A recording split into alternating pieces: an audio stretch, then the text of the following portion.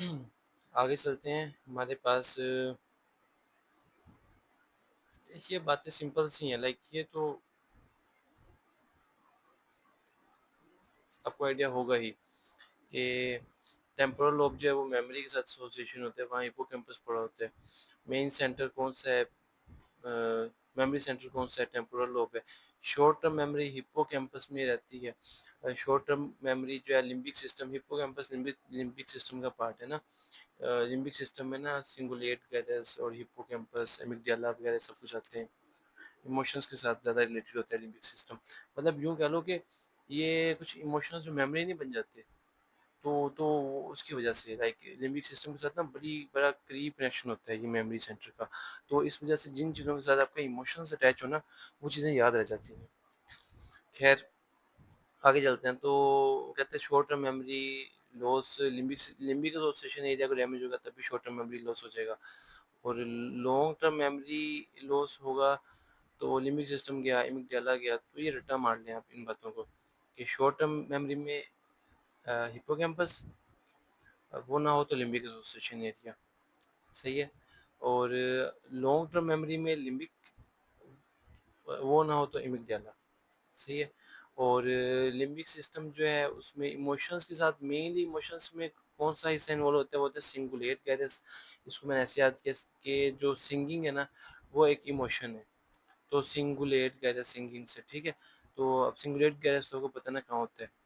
Bilateral hippocampus damage होगा तो memory loss हो जाएगी। तो अच्छा, लॉन्ग टर्म मेमोरी को कैसे स्टोर करते हैं, बड़ी ऐसे अजीब बात है कि प्रोटीन सिंथेसिस है ना।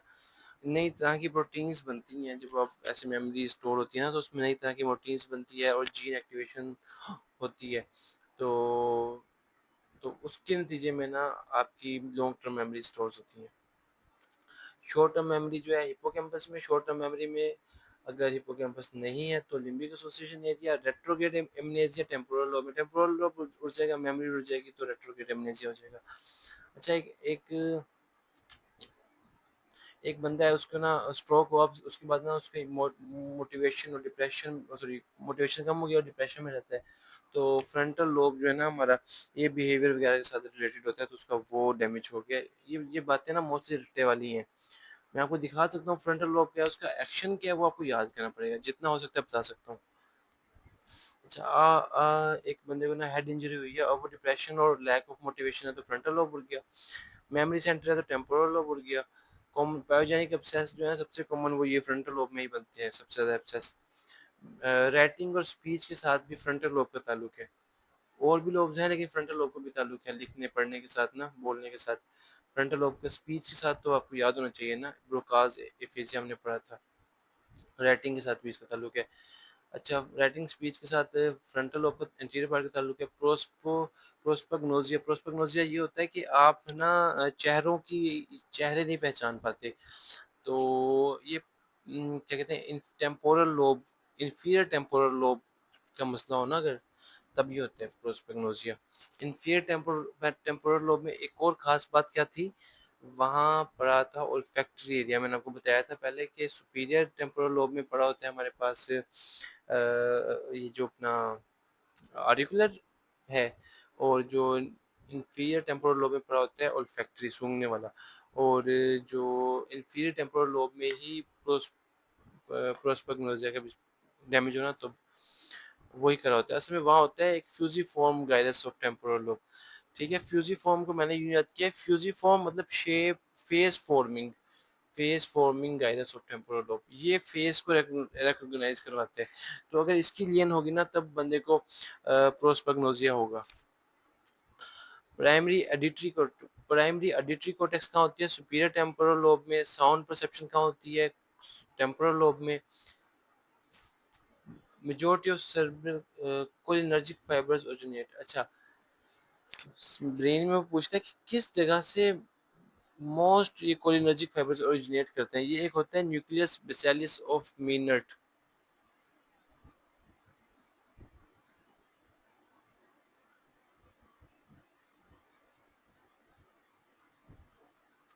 शायद स्किप हो गया तस्वीर। तो खैर, क्या कर सकते हैं। तो इन शॉर्ट बस ये बता देता हूँ आपको कि लाइक अगर बल्कि नहीं, अगर लाइक ये है ना, तो यहाँ करके कहीं पड़ा होता है, सही, यहाँ करके कहीं पड़ा होता है। और ये ना पूरे सेरिब्रल कॉर्टेक्स को भी, बेसल गैंग्लिया को भी, ठीक है, तो इनको ना कोलिनर्जिक फाइबर्स भेजते हैं। कोलिनर्जिक फाइबर्स कौन से होते हैं? जो एंड पे जाके एसिटाइल कोलिन रिलीज करें। तो ये पता है इसका क्या काम है? ये हमारे लिए बनाए हैं, हमें, हम जो आप लोगों के लिए, मेरे लिए, ये ना हमें, ये अटेंशन और लर्निंग और मेमोरी, इसके साथ इसका ताल्लुक है। तो हम लोग को ये पढ़ाई वगैरह करनी होती है और ये सारी टेंशन चाहिए और ये लर्निंग मेमोरी ये चाहिए। तो ये मतलब जगह लाइक होश में रखता है बंदे को। तो न, तो आपको कुछ और याद रहे ना रहे, इसको तो याद कर लेना, न्यूक्लियस बेसिलस ऑफ मीनट, इसको याद कर लें। डिस्गस्ट की परसेप्शन कौन करवाता है? Left insular cortex. मैंने यूं याद किया, जो इंसुलिन है ना, वो पेशेंट्स के लिए डिस्गस्टिंग है कि लाइक यार कितने टीके लगाने पड़ते हैं उनको ना, तो वो डिस्गस्टिंग सा हो जाता है। तो इंसुलर कॉर्टेक्स आपको पता है कौन सा वाला कॉर्टेक्स है? तस्वीर मैंने दिखा दी थी। तो ये वो डिस्गस्ट के साथ डिस्गस्ट को परसीव करती है। प्रोस्पोग्नोसिया में टेम्पोरल लोब इन्वॉल्व होता है और फेस रिकग्निशन में fusiform gyrus of temporal lobe involve होते हैं। आगे देख लेते हैं। हाँ, एक पेशेंट, उसको क्या हुआ कि अब इसको ना मैं आपको बताऊं, मैंने आपको ये बताया था कि मैंने आपको ना पाथवेज पढ़ाए थे, अगर आपको याद हो। तो उसमें ना हमने पढ़ा था कि डोर्सल कॉलम मीडियल एमनिस्कस सिस्टम, अगर आपको याद हो, तो उस वो जो पीछे से रन करके जाता था, उसके ना मैंने कहा था सारे सेंसेशंस थैलेमस में जाएंगे। थैलेमस में ना अब न्यूक्लियाई होते हैं कई तरह के। थैलेमस है ना कुछ इस तरह का होता है। ये अब दो थैलेमस हैं जो इकट्ठे जुड़े हुए हैं। ये दो थैलेमस है और बीच में इंटरथैलेमिक एडिशन है। अब ये एक थैलेमस है ना, इसका एंटीरियर है, ये मीडियल है, ये लेटरल है। अब लेटरल भी कई, उसमें भी कई न्यूक्लियाई हैं। खैर, जो हमारे काम के है ना, वो दो हैं फिलहाल के लिए। एक ये आ गया अपने पास वेंट्रो पोस्टीरियर मीडियल, और एक आ गया वेंट्रो पोस्टीरियर लेटरल। तो क्यों अहम है ये हमारे लिए? क्योंकि जो सेंसरी सेंसरी दो पाथ मैंने आपको पढ़ाए थे। एक मैंने आपको पढ़ाया था स्पेनोथैल्मिक, ठीक है, और एक मैंने आपको पढ़ाया था dorsal column medial hemisphere system. ऐसे ही है। ये दोनों जो है ना, जो बॉडी से, दोनों बॉडी से लेके आए थे, हमने देखा डोर्सल कॉलम चार मोडालिटीज लेके आया था, स्पाइनोथैलेमिक टच पेन टेम्परेचर लेके आ रहे थे। ऐसा ही है। ये सारी जो सेंसेशंस है ना, ये सारी सेंसेशंस ये जाती है थैलेमस के पास। उसके कौन से न्यूक्लियस में, ये आपको याद करना पड़ेगा, VPL, ventral posterior lateral nucleus में जाती है, वीपीएल में जाती है।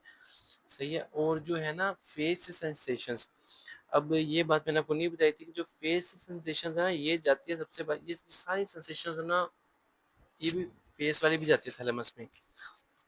मतलब कोई भी नर्व लेके जा रही हो, भला ट्राइजेमिनल नर्व लेके जा रही हो, भला सेवंथ नर्व लेके जा रही हो, भला न्यूक्लियस टेक्टस सोलिटेरियस जो टेस्ट के लिए लेके जाता है वो लेके जा रहा हो, कोई भी लेके जा रहा होगा, तो वो एंड करता है वेंट्रोपोस्टोमीडियल न्यूक्लियस पे। सही है। तो इसने ऐसे करवाया हुआ है कि मेकअप जो होता है वो फेस पे होता है, तो एम से मेकअप, तो मीडियल वाला जो है न्यूक्लियस है वो फेस की सेंसेशंस रिलीव करेगा, जो भी सेंसेशन होगी फेस की। और जो लेटरल वाला है वो बॉडी की जो भी सेंसेशन होगी उसमें जाएगी। ये बात आपने याद रखनी है। एक फिलहाल इसी के साथ चलते हैं, कुछ नई बात आई तो आपको बता दूंगा। वो कहता है कि एक बंदे को मैंने टेस्ट करवाया कोई चीज़, और जो टेस्ट सेंसेशन है वो कहाँ जाती है? फेस से जा रही है ना, तो कहाँ जाएगी? Medial ventral posterior medial nucleus में। अगर कुछ टेस्ट करवाया तो थैलेमस में जाएगी सेंसेशन। वेंट्रो पोस्टीरियर लेटरल जो है ना, वो कंट्रा लेटरल सोमैटोसेंसरी, किसी बंदे का अगर वेंट्रो पोस्टरोलेटरल न्यूक्लियस डैमेज हो जाए, तो उसकी बॉडी में से जो भी सोमैटोसेंसरी इन्फॉर्मेशन आ रही थी वो सारी कंट्रालेटरल साइड पे, वो सारी लॉस्ट हो जाएगी। सही है ना? कंट्रालेटरल साइड पे, ये बात याद रखनी है। क्योंकि मैंने को बताया था स्पेनोथैलेमिक ट्रैक है वो आते ही डिकसेट कर जाते हैं, और जो डोर्सल कॉलम वाले हैं वो ऊपर जाते जाते हैं और फिर मेडुला ऑब्लोंगेटा में जाकर डिकसेट करते हैं। Hemiballismus results when damage occurs in subthalamic nucleus. अच्छा, थैलेमस जो होते हैं ना अपने पास, ये जो पड़े होते हैं दो थैलेमस, इनके ना बिल्कुल नीचे पड़ा होता है सबथैलेमिक न्यूक्लियस। अब होगा ये कि हेमीब्लिस्मस ये होता है कि हाफ ऑफ द बॉडी की ना ऐसे रैंडम मूवमेंट होनी शुरू हो जाती है कि लाइक हाफ बॉडी जो है ना उस वो आपकी ऐसे इनवॉलंटरीली ना मूव करती रहती है, तो इस कंडीशन को कहते हैं हेमीब्लिस्मस। तो हाफ पे तो कंट्रोल होता है आपका, और ये किस वजह से होती है, ये होती है मल्टीपल काजेज हैं, और उनमें एक है सबथैलेमिक न्यूक्लियस का डैमेज। सही है। और thalamic haemorrhage leads to hyper reflex hyperaesthesia. Hyperaesthesia मतलब वही जो ज़्यादा फ़ील करना। मैं आपको पहले बता दिया था कि थैलेमिक हेमरेज होगा तो पहले तो सेंसिटिव लॉस हो जाएगा, और बाद में उसको समटाइम्स होता है कि आप हाथ लगाते हो तो उसको दर्द होती है, फिर वो गुस्सा करता है। तो ये थैलेमिक पेन सिंड्रोम, उसको वो हाइपर हाइपर एस्थीसिया ही होता है उसमें। अच्छा एक बंदा है, अच्छा ये सिनेरियो की समझ नहीं आई। हेमीब्लिस में सही यही होता है जो मैंने आपको समझा दिया, यहाँ उसने छोड़ लिखा है, ये आप देख लेना। अब वो कहते हैं thalamus is major relay all sending sensory information thalamus में जाएंगी सिवाय सिवाय olfactory के। सही है। olfactory के अलावा olfactory एरिया कहाँ प्रेजेंट होता है? टेम्पोरल गाइरस में। टेम्पोरल गाइरस में नीचे करके, याद है ना, इंफीरियर टेम्पोरल लोब में मौजूद होता है। पेशेंट डेवलप सेंसरी, एक बंदे को ना पहले लेफ्ट साइड पे सेंसरी लॉस हुआ और बाद में उसका पेन का बिहेवियर चेंज हो गया, अब वो गुस्सा करता है टच करने पे। तो लियन कहाँ थी? लेफ्ट साइड का हुआ था तो राइट थैलेमस में थी, और इसको कहते हैं थैलेमिक पेन सिंड्रोम। सही है। यहाँ तक मैंने आपको बता दिया है, तो बाकी बाद में